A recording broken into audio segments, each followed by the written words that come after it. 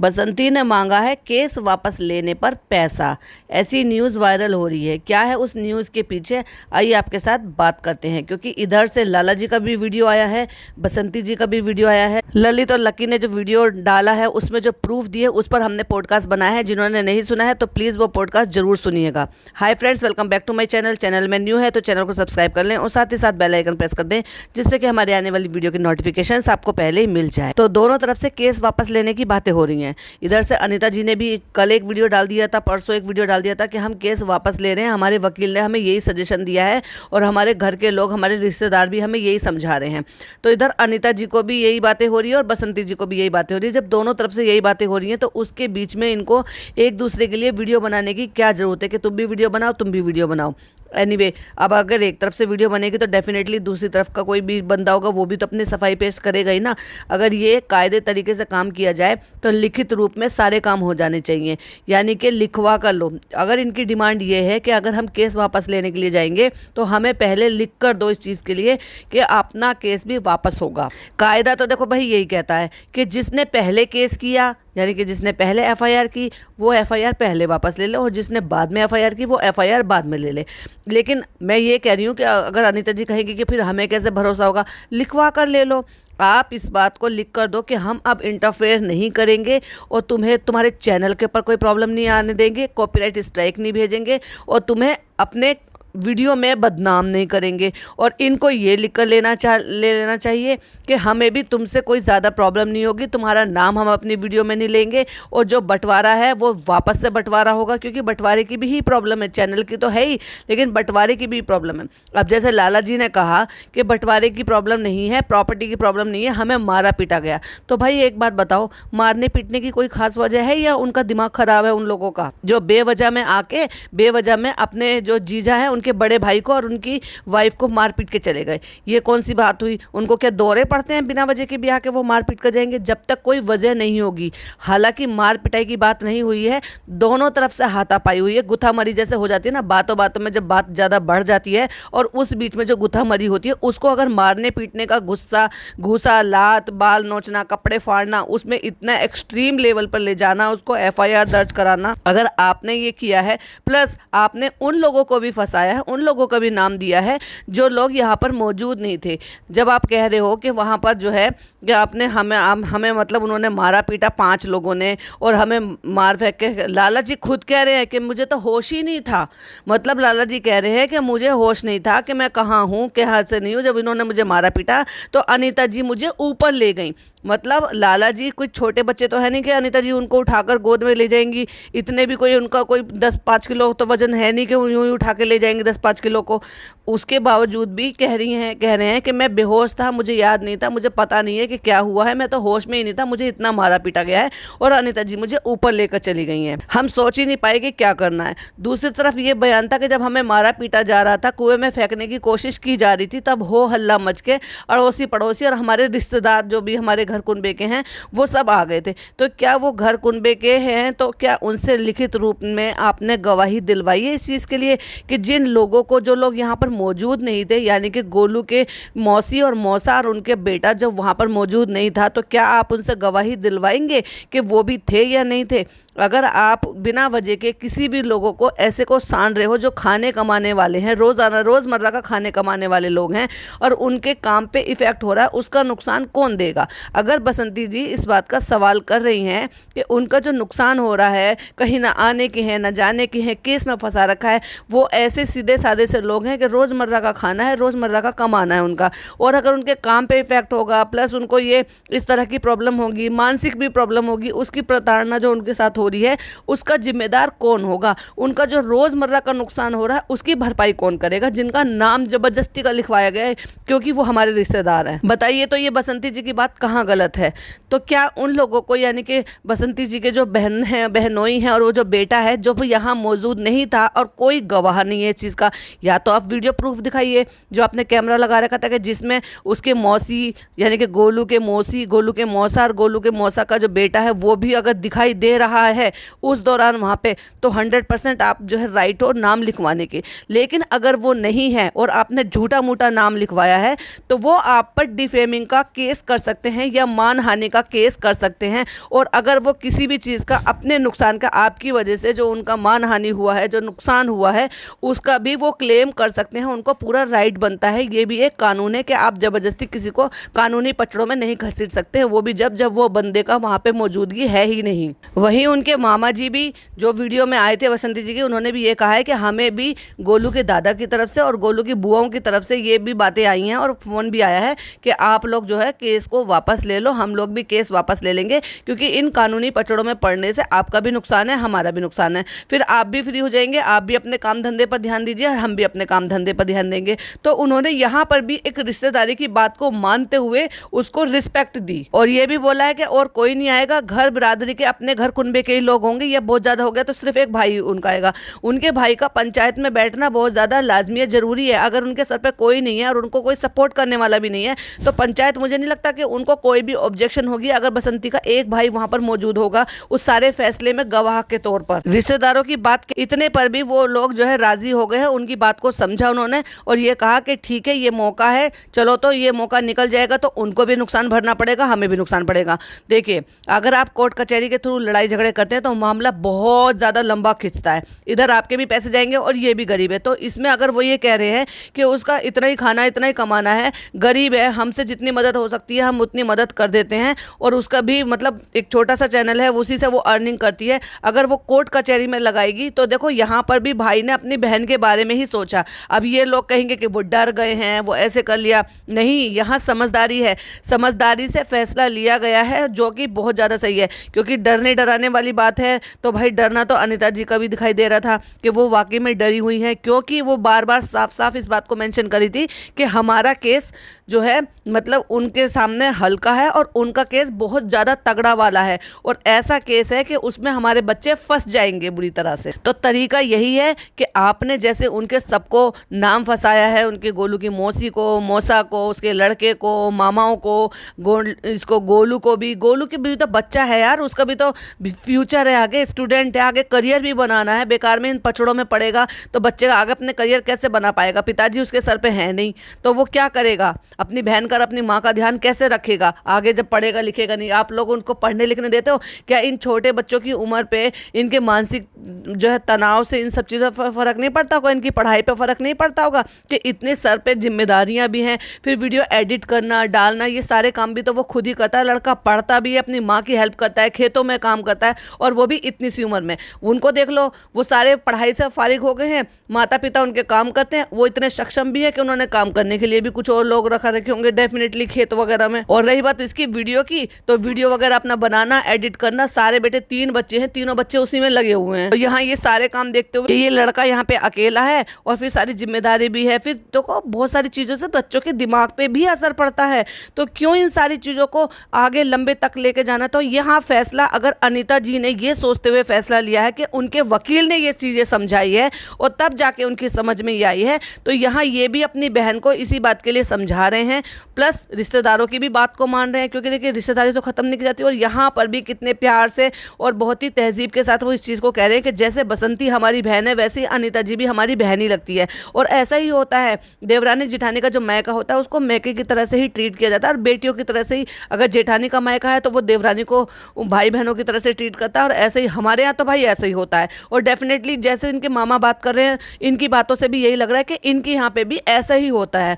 तो बताओ, एक बात बताओ, ऐसे में भाइयों पे, वो भाई ही तो लगे भाई, और राखी नहीं बांधते लेकिन वो नाते में तो भाई लगे। अगर देवरानी के भाई हैं तो डेफिनेटली जेठानी के भी भाई हैं, तो फिर वो कैसे हाथापाई कर सकते हैं, मार पिटाई कर सकते हैं, कपड़े फाड़ सकते हैं?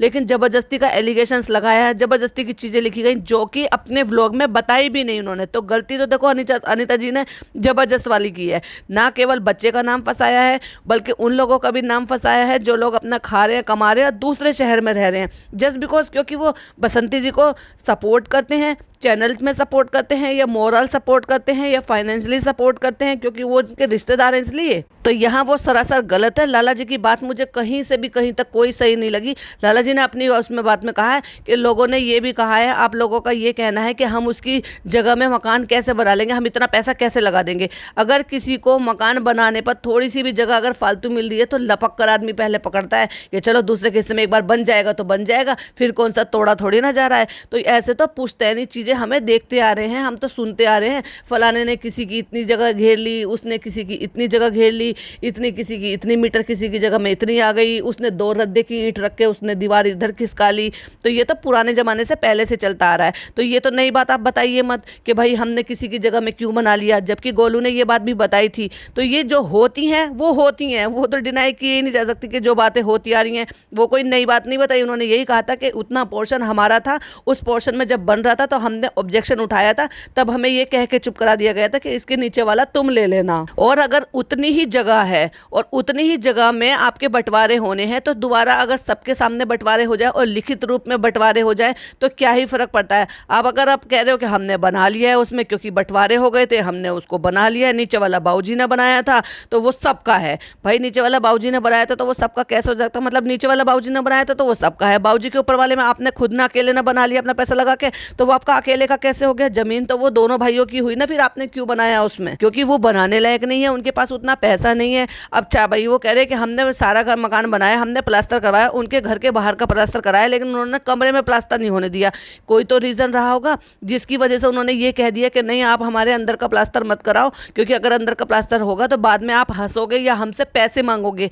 तो कहीं ना कहीं तो उनको ये चीज़ दिखाई दे रही होगी या उन्होंने ये पहले भोगा होगा। अगर किसी चीज़ का कोई पहले एक्सपीरियंस ले लेता है, उसी के बिहाफ पर आदमी ये बोलता है कि आज तो ये पैसा लगा देंगे लेकिन कल को हमें इस चीज़ के लिए दबाएंगे या ताना मारेंगे या फिर हम पे इस चीज़ के लिए बुरा भला कहेंगे या फिर हम पे पैसे मांगेंगे। तो वो कुछ ना कुछ सोच कर तो उन्होंने मना किया होगा। उन्होंने सोचा कि हम अभाव में रहना मंजूर करेंगे, हम ऐसी कंडीशन में रहना मंजूर करेंगे, लेकिन हम किसी के उल्हाने नहीं लेंगे। ये भी उनका सही डिसीजन था, तो उसमें बुरा मानने वाली बात ही नहीं थी। आपने बाहर का करा दिया, बहुत अच्छी बात है। वो यही बताते हैं कि हमने अपनी बहन को समझाया है, और देखो वो समझा भी रहे हैं कि उन्होंने कहा है कि ठीक है जो तुम्हारे बड़े या तुम्हारे अपने फैसला ले रहे हैं या जिसमें फैसले में फ़ायदा है वो फ़ायदे को कर लो, ना तुम्हारा नुकसान हो ना उनका नुकसान हो। एट दी एंड है तो वो रिश्तेदार।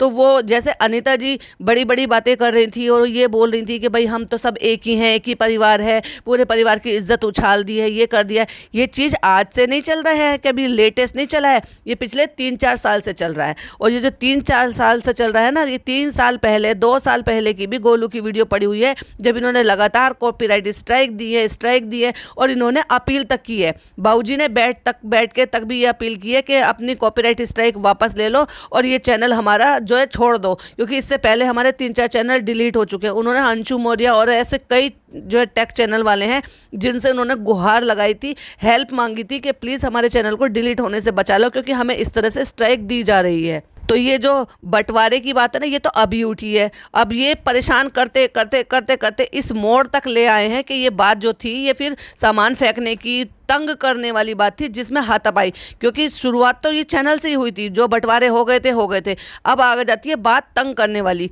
अब जब आप किसी भी चीज़ से आप उनको तंग करेंगे, चाहे फिर वो सामान फेंकना हो, चाहे फिर वो कुछ और चीज़ हो, चाहे फिर वो रिकॉर्ड ना करने देना हो, चाहे फिर आपके बने बनाए चैनल पर कॉपीराइट स्ट्राइक दे के आपकी 5-5, 6-6 महीने की, वो खुद कह रहा है, गोलू की वीडियो हमने देखी कि 5-5, 6-6 महीने हमने एक पे मेहनत की, जब हमारा मोनेटाइजेशन ऑन हुआ, जब हमारा एडसेंस पिन आने लगा तब हमें स्ट्राइक दिया। और अगर जिसका एडसेंस पिन आने वाला है और उसमें आपने 3 स्ट्राइक दे दी तो चैनल तो ऑटोमेटिक डिलीट हो जाएगा। तो फिर क्या कर लोगे उस एडसेंस पिन का भी आप?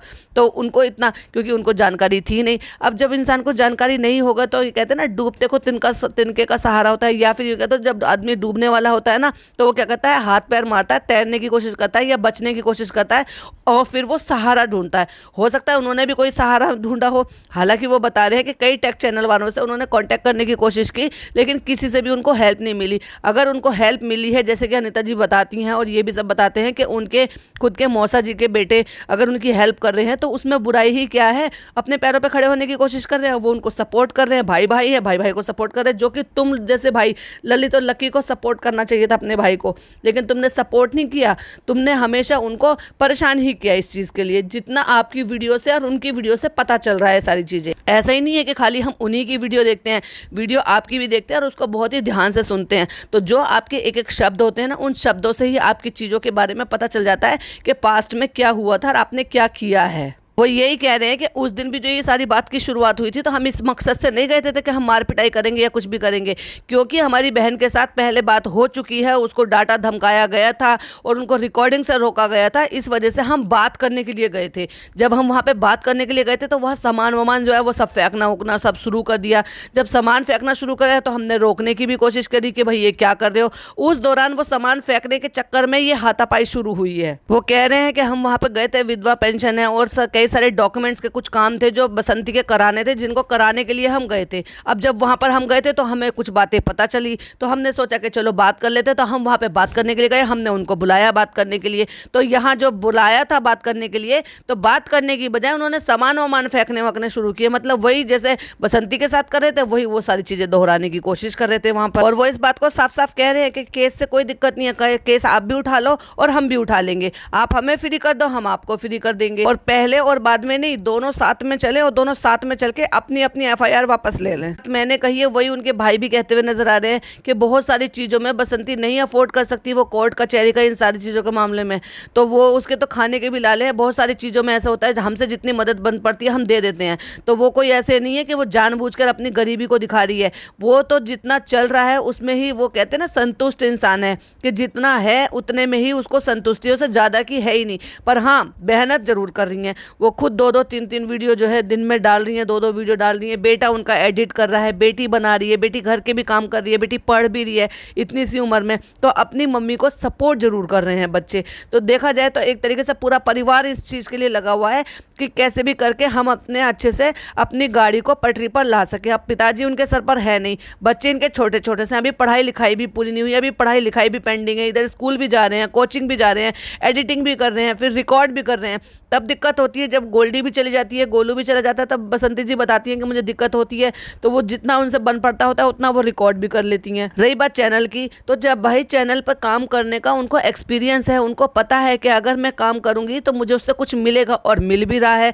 तो अगर खेती बाड़ी के अलावा उनको अर्निंग हो रही है तो भाई यूट्यूब चैनल क्यों ना चलाएं वो, जब उनको इस चीज़ का एक्सपीरियंस है। हाँ, मैं मानती हूँ कि इंट्रोड्यूस इन्होंने करवाया है और उन्होंने ही चैनल भी बनाया था। तो अब इसका मतलब ये थोड़ी ना कि अगर वहाँ से उनको वो सारी चीज़ें नहीं मिल रही या उनका उस चीज़ का उतना पड़ता नहीं खा रहा किसी भी चीज़ के लिए, या उतने पैसे नहीं मिल रहे जितने में इनका गुजारा हो रहा है। अब ये जितना कमा रहे हैं इससे तो वो बहुत ज़्यादा कम था ना 2,000 रुपये। क्या होता है 2,000 रुपये में? अब अगर 20, 25, 30 हज़ार रुपये जो भी अपना वॉटेवर ये कमा रहे हैं, एटलीस्ट उसमें अपना घर का खर्चा चला रहे हैं, अपने पिताजी को भी देख रहे हैं, बाबूजी को भी देख रहे हैं, बच्चों की ट्यूशन फ़ी भी जा रही है, स्कूल फ़ी भी जा रही है, राशन भी आ रहा है घर में। हाँ, राशन के लिए भी कह रहे थे कि वो तो राशन वहाँ से लेते हैं, सरकारी राशन लेते हैं। कोई बुरा थोड़ी ना है अगर कोई गरीबी रेखा में आ रहा है और उसके सर पर कोई देखने वाला नहीं है और उनके पास इतनी अर्निंग नहीं है कि जितने में वो बचा सकें या कुछ भी कर सकें।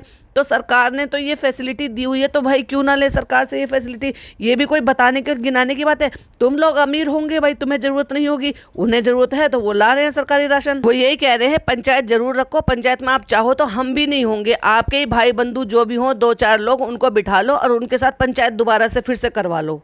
भाई में सिर्फ हम रहेंगे एक अकेले, और पंचायत के सामने लिखित रूप से कार्रवाई हो जाए तो हम भी बेफिक्र हो जाएंगे कि ठीक है अब हमारी बहन के साथ नाइंसाफ़ी नहीं हुई है और उसको उसके हिस्से का मिल जाएगा। आप अपने हिस्से के, मैं अपने में खुश रहूँ, वो अपने हिस्से में वो खुश रहेगी। और वो जो पंचायत से लिखित रूप में मिलेगा उसको कोर्ट कचहरी में जाके पक्के पेपर करवा लिए जाएं, जिससे कि कोर्ट में भी इस चीज़ के लिए सबूत रहे कि हाँ ये फैसला हुआ है, अब ना ये इंटरफेयर करेंगे ना वो इंटरफेयर करेंगे, ना ये बेईमानी करेंगे ना वो बेईमानी करेंगे। वो यही कहते हैं कि पहले हम ये उम्मीद रखते थे कि दीपक जी थे तो हमें ऐसे कोई ज़्यादा वो नहीं थी और ना ही हमें चिंता थी, लेकिन जब अब उसके सर पे कोई है ही नहीं तो क्या हम भी उसके भाई होने के नाते क्या अपनी आंखें बंद कर ले, क्या उसके दुख तकलीफ में उसके साथ ना खड़े रहे? ऐसा कौन करता है? ऐसा कौन भाई बहन करता है? और भाई बहन के रिश्ते होते ही किस लिए? एक दूसरे के लिए दुख में शामिल होने के लिए। वो अपने भाइयों का फर्ज निभा रहे हैं, वो कोई जबरदस्ती की अटक लड़ाई नहीं ले रहे हैं, और ना ही कोई उनके पास इतना कोई फालतू का टाइम है कि भाई वो तो रोज़मर्रे के मजदूर है, रोज़ खाना रोज़ कमाना, अपने कमाने से और अपने घर चलाने से उनको फुर्सत नहीं है। तो किसके पास इतना टाइम रखा है कि बेफजूल में जाओ और अटक लड़ाई लो? हैं कि मैं तो कभी भी नहीं जाता था, मेरे छोटे छोटे भाई थे ना, बस वही जाते थे, मैं तो बस ये एक बार गया और एक बार में ये सारा पंगा हो गया, खड़ा हो गया। वो भी अपनी तरफ से इस बात का दुख मना रहे हैं कि रिश्तेदारी में ये सारी बातें हुई। देखो, कोई एक समझदार और इज्जतदार आदमी होगा ना, वही इस चीज़ का दुख भी मनाएगा कि नई रिश्तेदारी में ऐसी बातें नहीं होनी चाहिए।